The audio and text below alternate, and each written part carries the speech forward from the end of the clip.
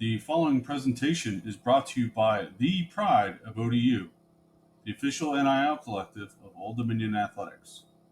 Be a monarchist. Join the Pride.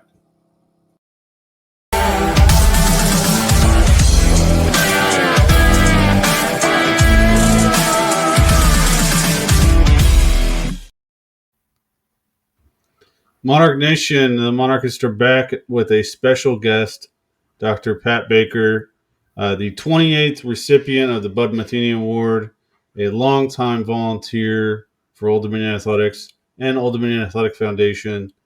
He's done a little bit of everything for this school, and he's not even an alum. So we're really proud to have him on here because he reminds me a little bit of Aaron. Okay. So welcome to the show, Pat. How are you doing today? Doing great. Looking forward to this since I got the call, got the text. Yes, so I was lucky enough to be put in touch with you by your son, Robert. He's very proud of all you've done for over the years for Old Dominion, and as he should be. But let's start at the beginning. So you're a Norfolk kid.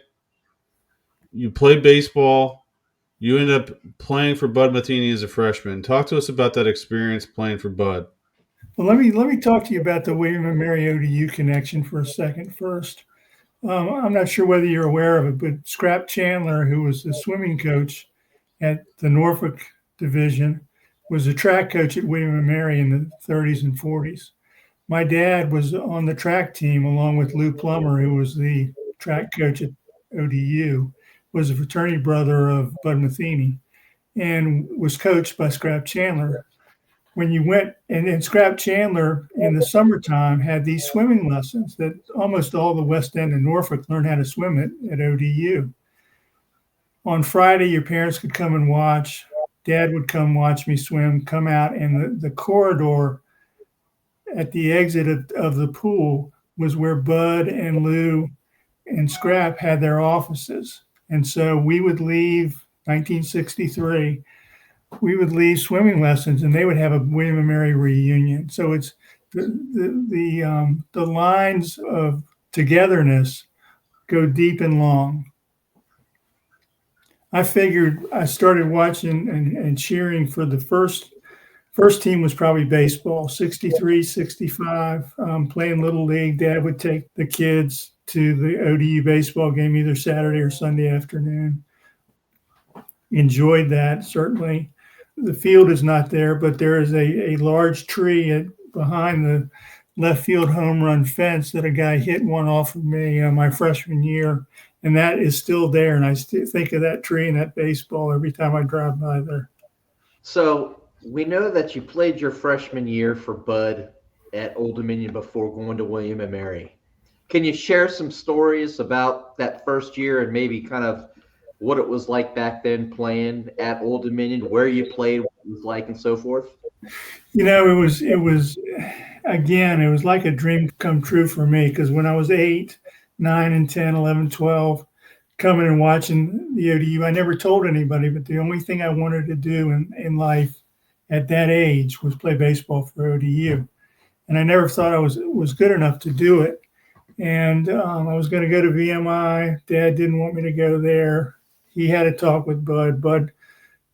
Dad took me to Bud's house and he says, "I'd like you to play at ODU." And I said, "Well, I've died and gone to heaven." And so tried out in the fall, made the team in the spring. Never once did I think that I wasn't being treated just like a New York Yankee. He treated the entire team as if they were his All-American. And it was athletically, it was probably one of the highlights of my life, no question. And Coach Metheny was a dramatic part of that. Now, we've heard a lot of stories about Bud and the field back then. You were telling us before we started about the situation of how the stadium was after it rained. It was awful. The kids in the neighborhood would ride their bikes on the infield, and we had a dirt infield. And Coach Metheny and a couple other people would be out there breaking out the divots before games, and the pitcher's mound was just never. I mean, I'm not even sure the first day of practice it was in any good shape. It constantly had about a 6-inch layer of dust. So you think you're going to land and you got 6 more inches to go. And it was, but again, Norfolk Academy wasn't much, it wasn't any better, but it was there. The baseball fields today are just no comparison to what we had to play on. So obviously you've got a lot of things to be able to compare to. I mean, growing up playing baseball in those particular conditions, then you were around Old Dominion for many years. We'll get into that, of your volunteer time and so forth. What was kind of the day in the life for a college baseball player at that time compared to what you might see today? The only thing that we got were sanitary hoses. Pitchers got hats. Everybody else had to wear a helmet. There was no talk about getting gloves or shoes or anything else. And so you pretty much, whatever you wanted to play with, you had to buy. I can't remember. I would imagine maybe ODU supplied the bats, but no gloves, no shoes. So you had a certain limitation. Coach would want to take his finger and run his finger around your collar and around your ear. And he was not supposed to touch any hair. So you got 1963 or 1973, 74, everybody's growing long hair except the ROTC and the baseball team. But again, that was one of the signs of victory. You're told to get your hair cut, you made the team. So I mean, that was pretty cool. All right, I don't want to skip too forward, but obviously you transfer to William & Mary and you get your bachelor's degree there, leading you to going to dental school. Right. When you end up back in Norfolk, how long before you start trying to get involved with Old Dominion athletics again? It's interesting. My friend of mine, Bobby Garris, who's a lifelong friend I met at an ODU basketball camp when we were in 8th grade. We went to see Kevin Beers pitch against Norfolk State. And after the game, I went up to Coach Newman. I was back in the area, been back for about 9 months. And I said, is there anything I can do for you? I'm there, fundraising, whatever. I've got plenty of time. He was very appreciative. I would say a week later, 2 weeks later, the manager on the baseball team was in center field with a fence, shagging, getting balls from the outfielders. Pat Rossler was hitting fungos to the outfield. And John Coleman'sberger was in front of or behind the cage. Pat mishit one. John Coleman'sberger came out from the cage, got hit square in the mouth. And so it's about 5 o'clock. I was working nights. I get a phone call from Mark.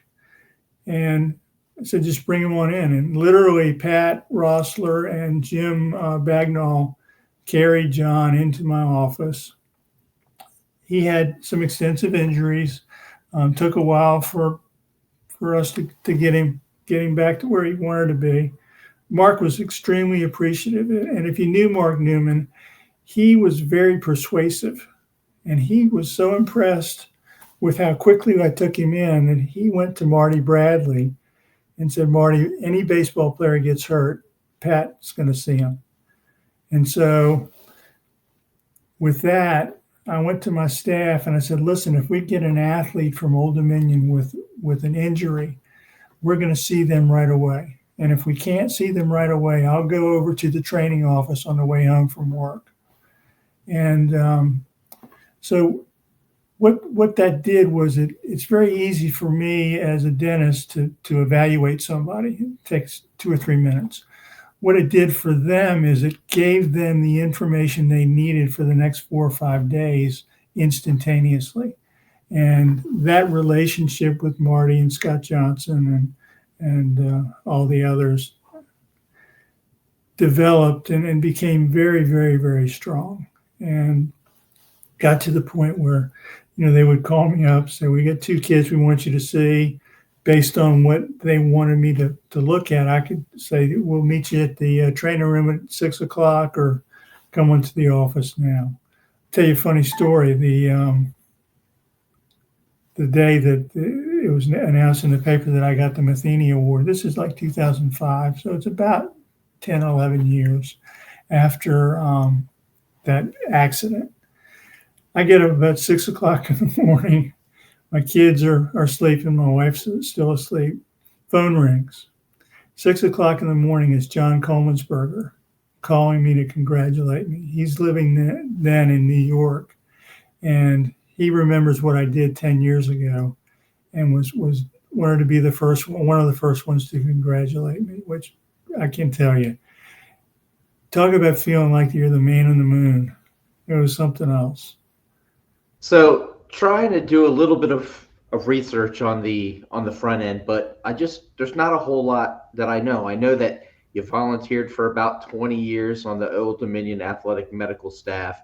What kind of things did you do? Like, what were some of the different, I'm sure over 20 years, you did a bunch of different things and it changed from time to time.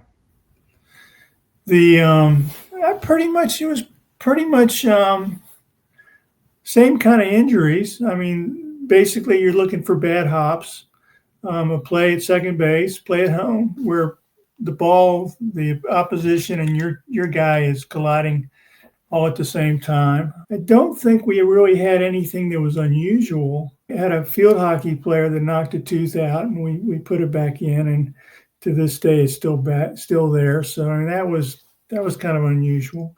The kids baseball players, pretty much all the athletes over the 20 years, their dental health was tremendously improved. So we're out there, we're working, and it's proving to be successful. So what started out as taking out bad teeth became filling good teeth, and which then became not filling teeth, but going over home care and hygiene. So what started out as medical needs and injury needs evolved to medical need or injury needs only. Kids in real good shape. Yep. So you started working with Old Dominion in the 80s. At this time, was this a common thing around Division I colleges? I don't know. I just thought I thought it'd be kind of cool to. When I was at East Carolina in my residency, we did the football team, and I thought it was kind of cool that you got people that have dental needs, but for the most part, they're really healthy. And to work on a population of healthy individuals was a little different than a regular dental practice. And it was something that I really enjoyed. And Carrie, we started the Dugout Club with Herbie Tremere and Pete Kilty and Alan Price. So that was a support group for the baseball team at Mark Newman's request. So it was not dental, but dental allowed that to happen. We Blaine Taylor, Jeff Capel, Wendy Larry would let me bring my little community league basketball teams into their practice, and we stayed at practice, watched the whole thing. Even we're included in layup lines, and you don't hear about that kind of stuff in the newspaper. ODU, for my 40 years, has been populated by good people, good coaches, good players, good kids. The kinds of kids that Clarice Machinguana came and played basketball in our backyard with my two boys. We had Teacher Panachero went to a practice for my little kids, and then went to Dumars with us. And I mean, you don't hear about stuff like that. And that's the kind of stuff that ODU had Danielle Chalou babysat for us. Just stuff that makes you feel good. So I'm glad you said that because, I mean, obviously me and Aaron have been doing this as long as you were giving to Old Dominion and volunteering with Old Dominion. But the fact that two guys that aren't really connected to anyone inside of the program can start a podcast and some fundraisers, and a couple of years later we're doing shows with coaches that have treated us like we do belong. is Yeah. evidence of exactly what you're saying. I'm always in awe of how good the people are at Old Dominion. So You know, I'm glad you noted that. you give them a chance, and their chance is to prove to you how nice they are. And there, over 40 years, there have been maybe one or two coaches, probably just one, and that coach wasn't there very long.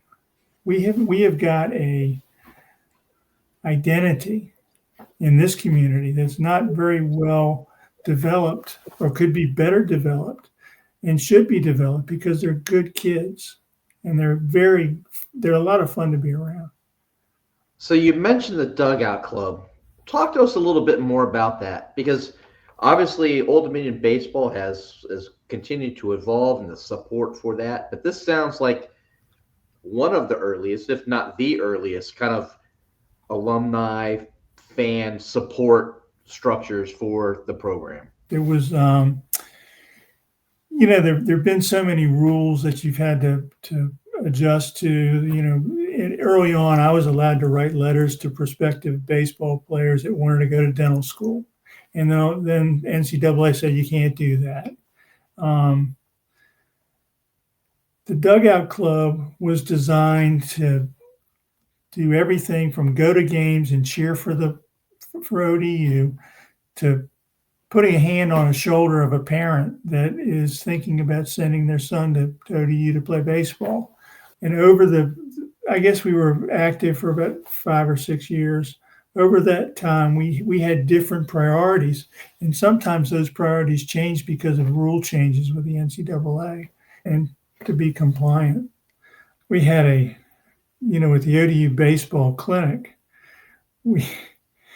Pat McMahon and I were trying. We had a tremendous clinic. We had, I think, car dealerships and retail outlets for our main sponsors, and that just kind of went away. And so we needed to develop a new base for fundraising, and we did that. And Eddie Frame gave us parameters that we could ask somebody for $5,000.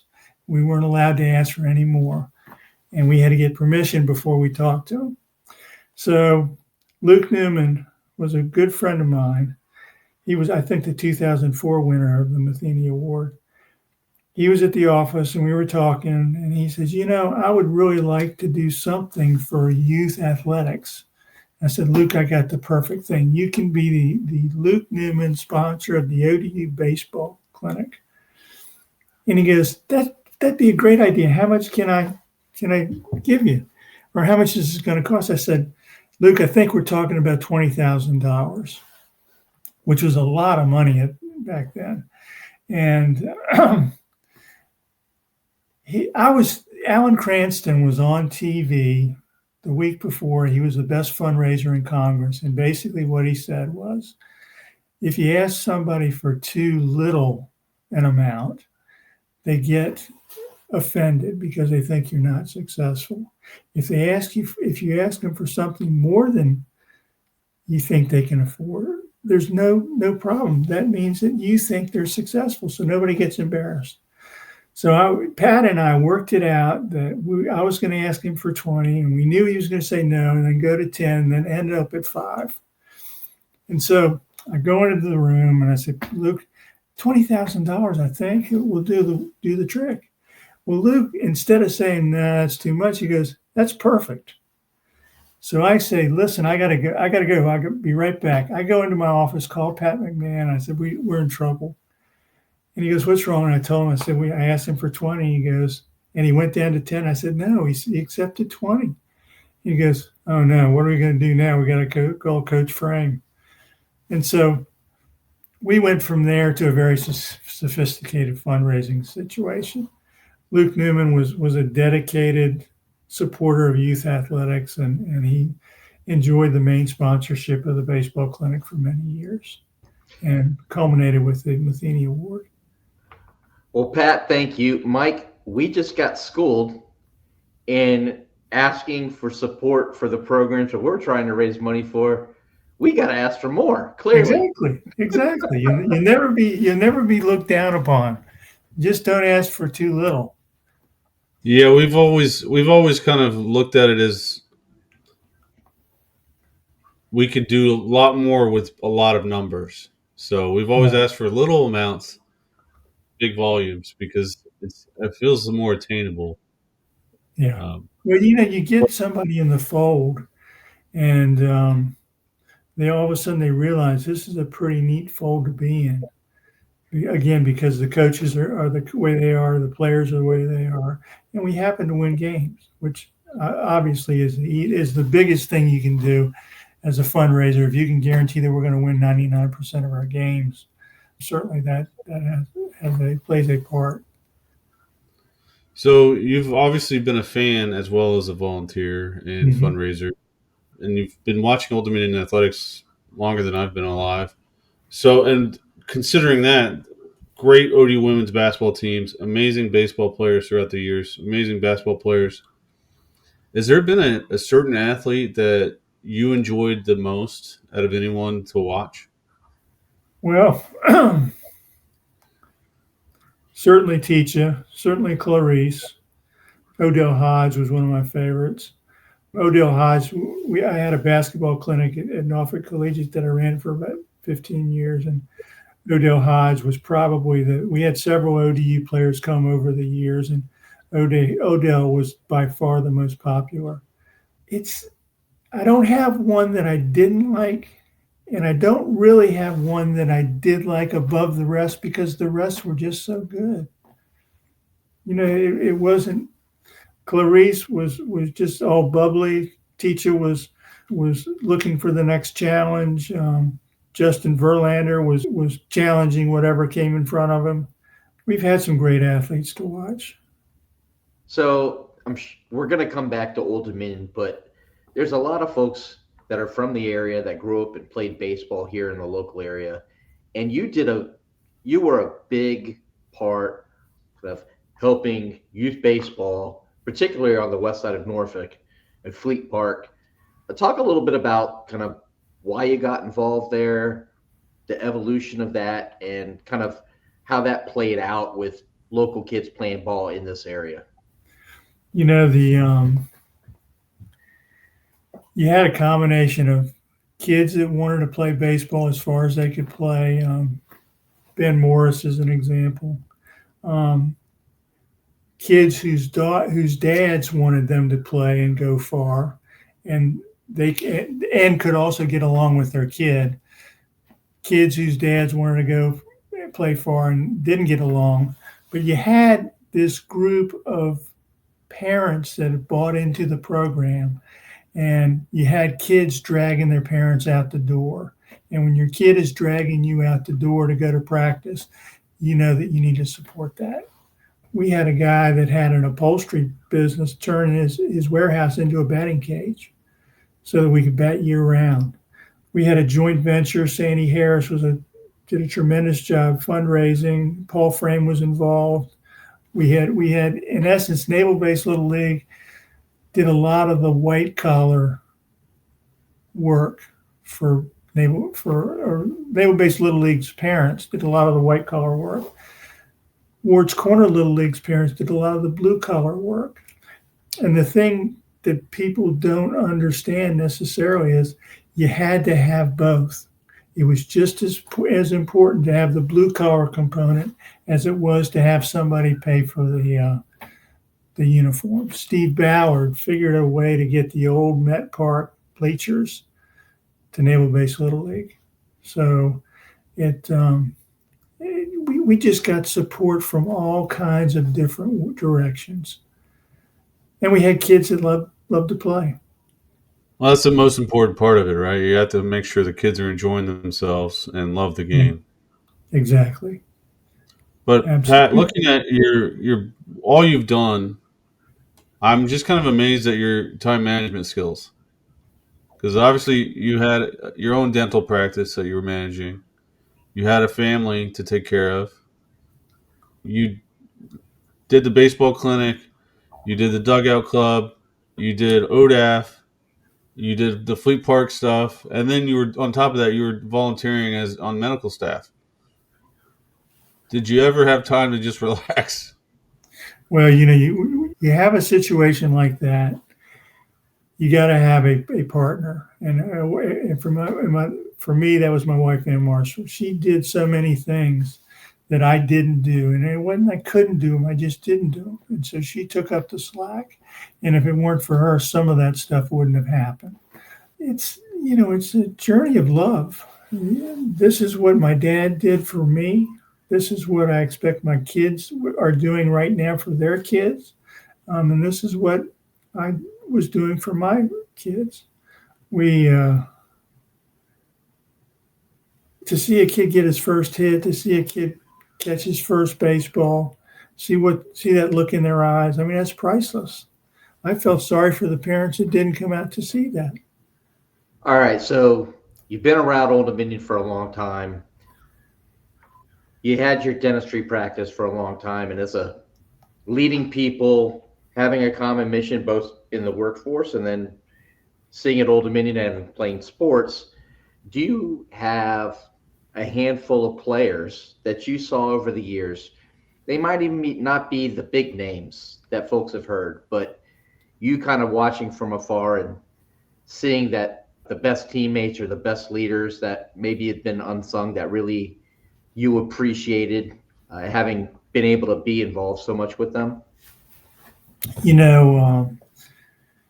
Probably once a week, I'll be at dinner somewhere or just at the hardware store, and somebody will tap me on the shoulder. And the only real difference between now and then is I'm looking up at them instead of looking down at them.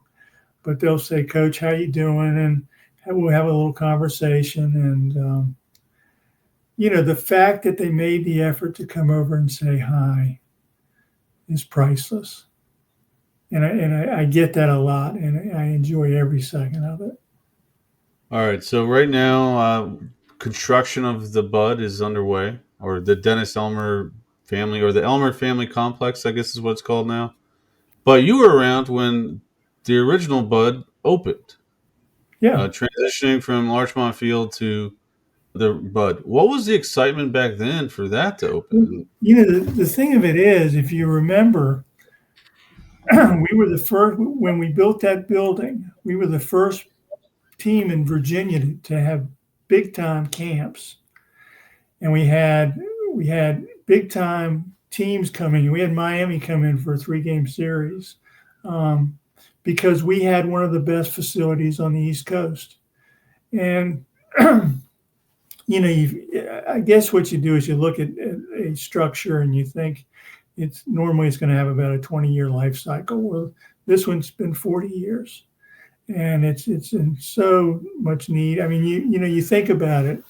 We lose to Virginia and South Carolina. They've got to beat us twice. And if we're playing in Norfolk, you think that's going to happen? I don't. I think we're going to the World Series for the first time. Fortunately, our administrative hierarchy sees that need and has supported this effort to build something that we can now host a tournament. And if we can host a tournament, we can recruit better. And if we recruit better, we win more games. And I'm just very, very proud of the administration for what they're doing for us. And also very happy because it'll be the first time in March that I'll watch a game. I'm going to be inside. And so I'll watch a game and not freeze my you-know-what off. Mike and I have talked about that many times because I think we've signed those deals where agreements for teams from the Northeast to come down and play us early in the season. I think they're expecting warm weather. But those first, that first month and a half, oftentimes is pretty chilly. Has been at the Bud. It could be chilly in April too. Yeah. No. Go ahead. No, go ahead, Pat. Princeton, I think, plays 9 home games. The rest of the games are away.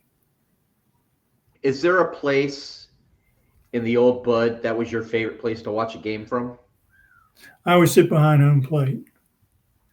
I like to watch the spin. I like to watch the, where the catcher lines up, whether the pitcher is throwing to the catcher, or where's the ball? Is the ball above his waist? The batter's waist? Is it below? Is it in the same spot the catcher's glove is? I just like sitting there, and there's a group of us that sit there behind him: Wayne Parks, Herbie Tremere, Dickie Frame. So you mentioned Hervey. I know him from his emails. I Herbie got. he is the I got. grand master. He is, I mean, you know, he's the ODU baseball historian. he is, and he's dedicated. I paid for several Hawaiian vacations out of his football pool. I think he housed a couple of baseball players early on. But I mean, how could you have anybody? The alumni of the year is every year, year in, year out, is Herbie because he does such a good job. And he volunteers it. So I was going to ask. Obviously, you guys have been working together to support Old Dominion baseball since the '80s. What's it like to have a friend like that for that long aside you, trying to do the same thing? Like you guys are going towards that same goal for 40 years. It's part of the ODU magic. It's would Herbie and I have been friends if it hadn't been from ODU? I don't know. I mean, hopefully we would, but he attracts me. I attract him because of what we do for ODU. And Pete Kilty, same way. Dickie Frame. I mean, Wayne Parks. I mean, they're good people, and if you ask them for a favor, they're going to help you. And the favor is in the best interest of ODU. I love how this conversation came back to this part, Pat. Mike and I talk about this a lot. I know Mike has often said that Old Dominion is a big school, but it feels very small. If you want to get involved, it's very easy to get involved.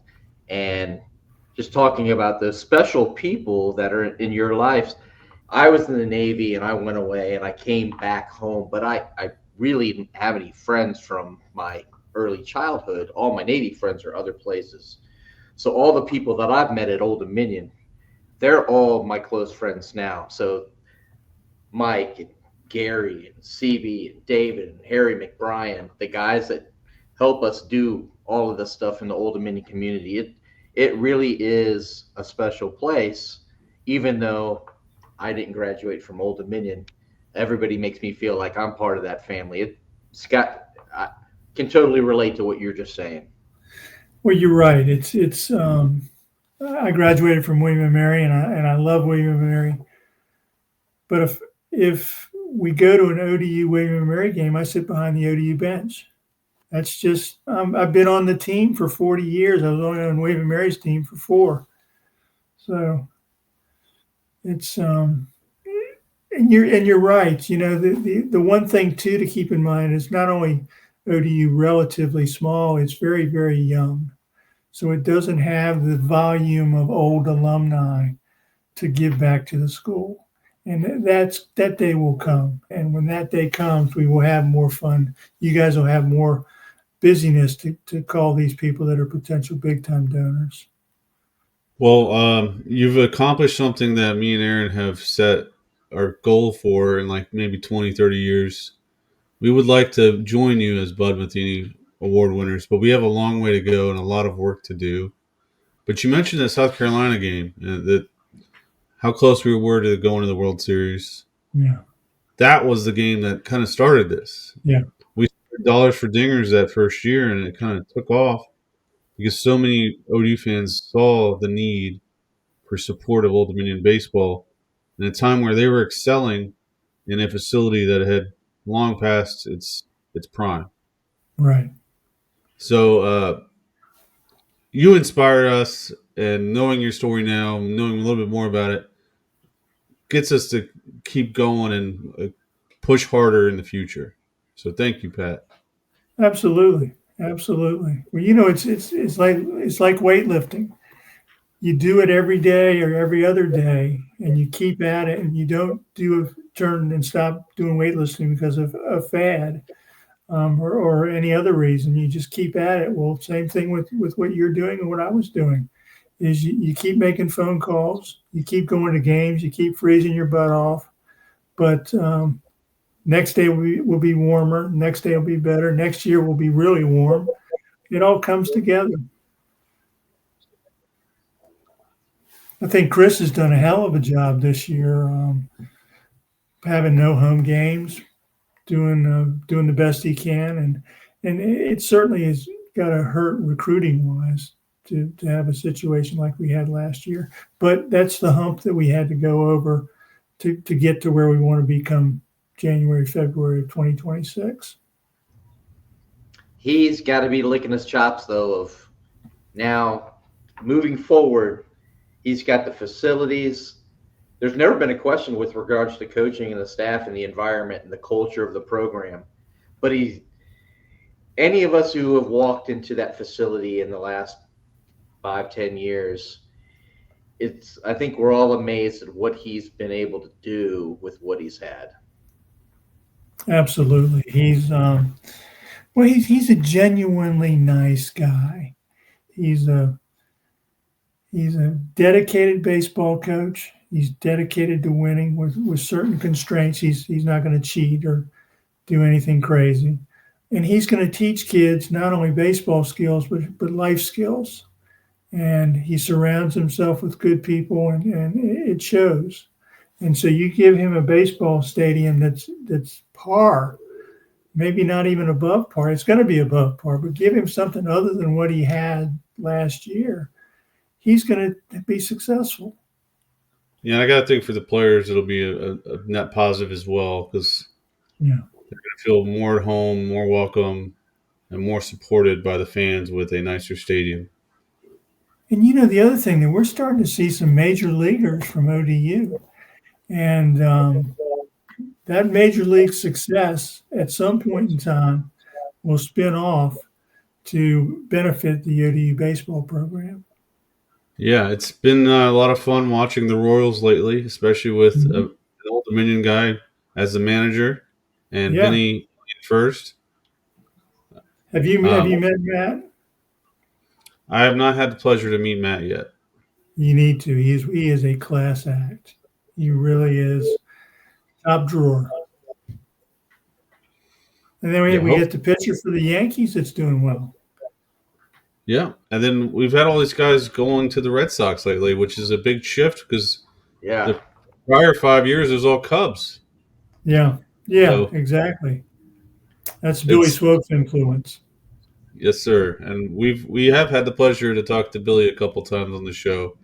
He is a character. We played Little League together. Okay. He was our left fielder. How good was he? He was good. He was good. My junior year in high school, we beat Catholic for the TCIS championship. Next year, and then Catholic was coached by Tony Zontini. Next year, Tony Guzzo coached the Catholic team, and they beat us 17-3. And Tony was telling me when Tony got the job, I went over. It was a Monday night. I went over and told him, Marshall, I'm going to go congratulate Tony, and I'll be back for dinner. I got in his office, and we started talking about the 73 championship. I didn't get home till 4 o'clock the next morning. We talked baseball for 10 hours. And that was Tony. Well, if that happened these days, and your wife happened to be in the car, you'd end up starting a podcast. That's exactly what happened to us. Perfect. So how long have y'all been doing this? I'll let Aaron handle that one. Our first podcast was in March of 2022. And true story, like I was saying, we had gone to Wake Forest for a football game, Old Dominion football game, and Mike and I taught Old Dominion sports for 6-8 hours in the car. And finally, his wife, Lauren, was like, you guys just need to start a podcast. So we looked at each other and we said, okay, why not? And that's kind of was the beginning of it. We did our first podcast. We had AJ Oliver from the men's basketball team on.